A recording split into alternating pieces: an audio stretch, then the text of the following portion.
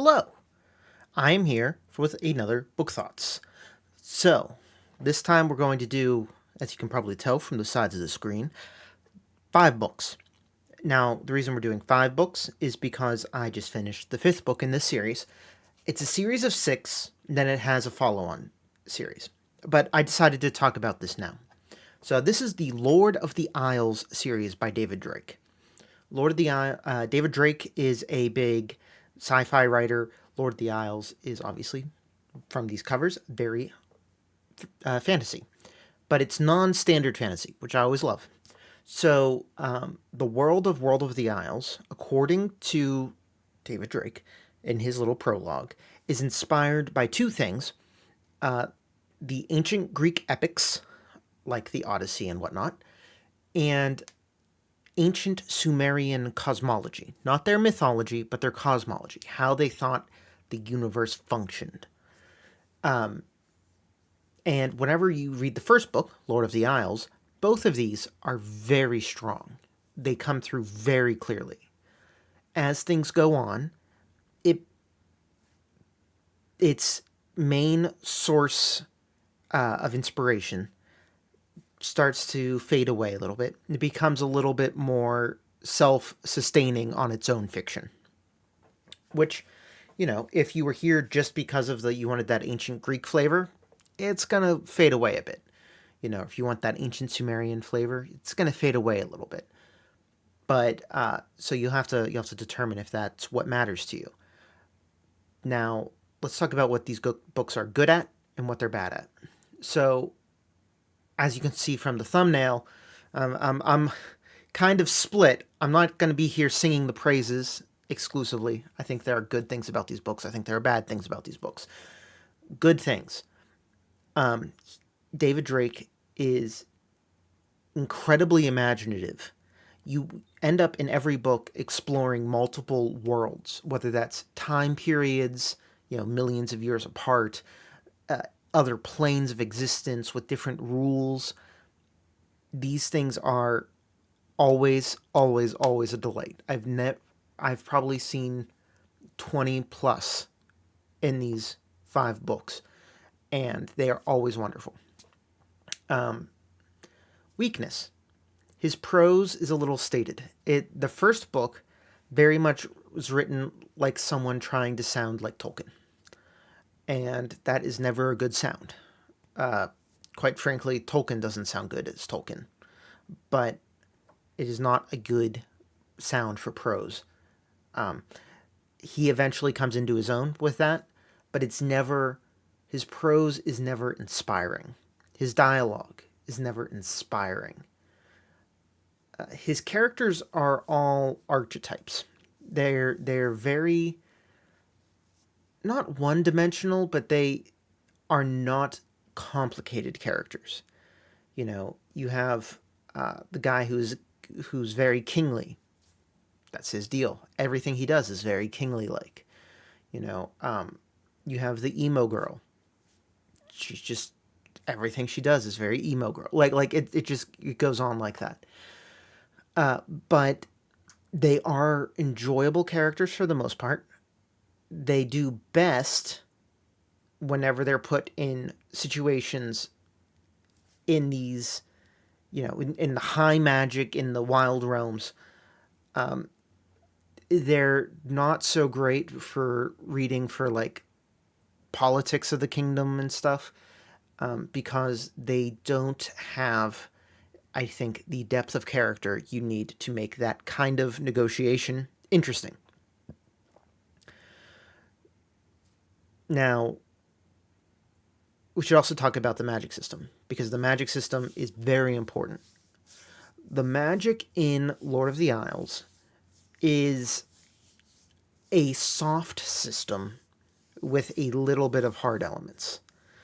So you have things like, mages have rituals they have to do in order to create an effect.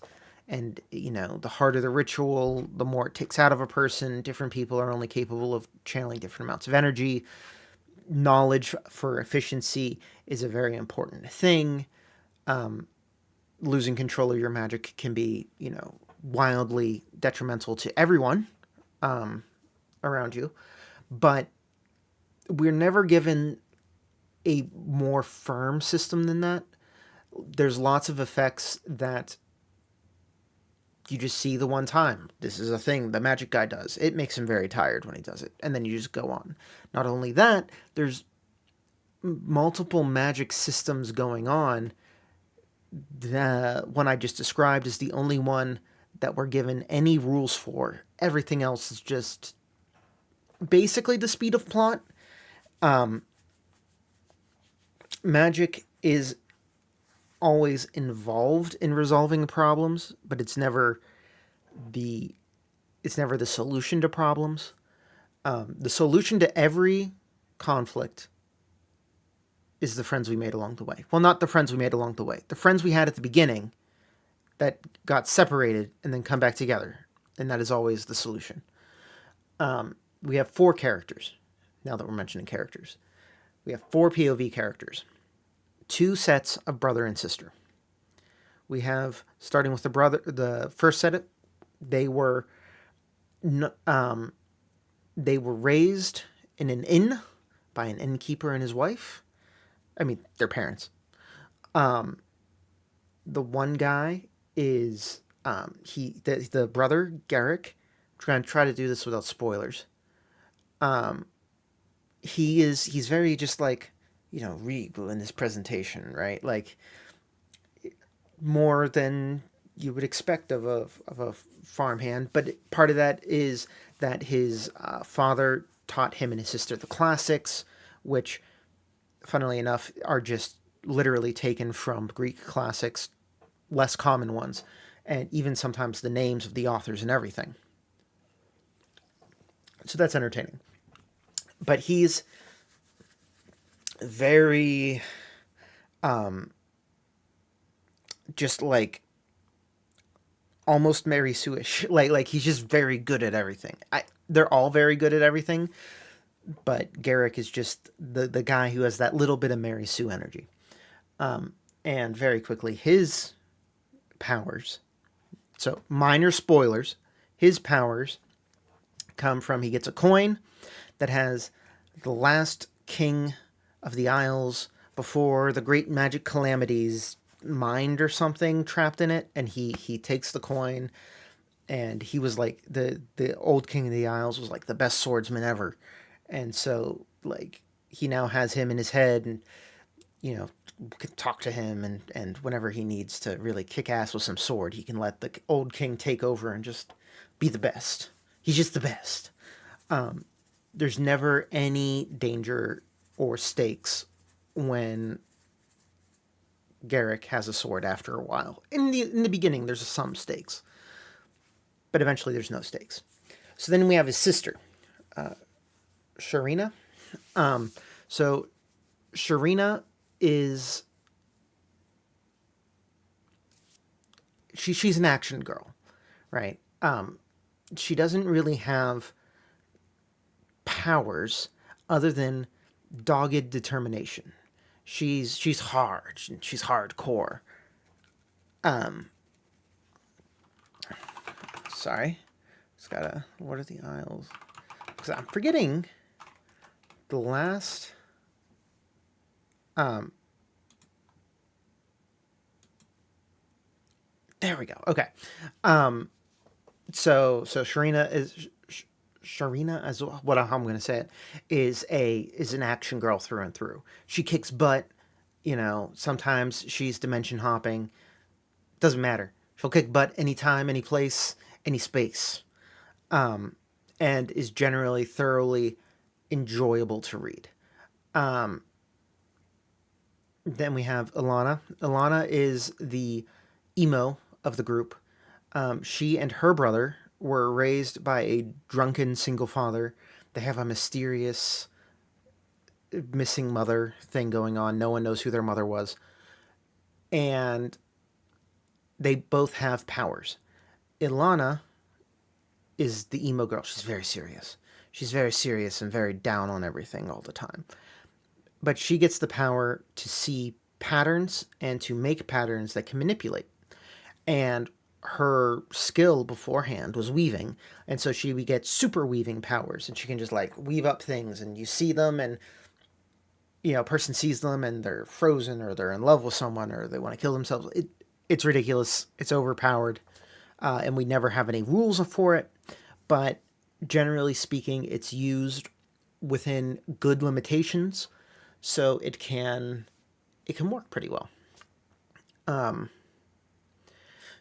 Then we have her brother, Cashel. Cashel's best boy. Cashel is a shepherd, and that's what he views himself as. He's just a shepherd. He's not the brightest. Well, no, it's not. He's not dumb, but he just thinks really slowly, if you know what I mean. He just thinks very one step, two step, three step, and so he's behind a lot of people. But Cashel is monstrously strong, like magically strong, and he walks around being magically strong, good natured, but willing to stand up for anyone. I apologize for that car alarm.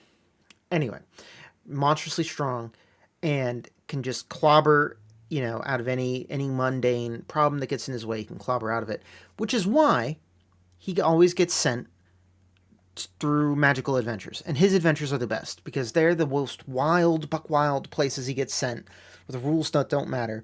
And the thing is Cashel has a magical power, and that's he can take his quarterstaff, and if he starts swinging it around, it gets a little blue fire on the end, and if he hits magic-y things, it can break magic or hurt magic-y things.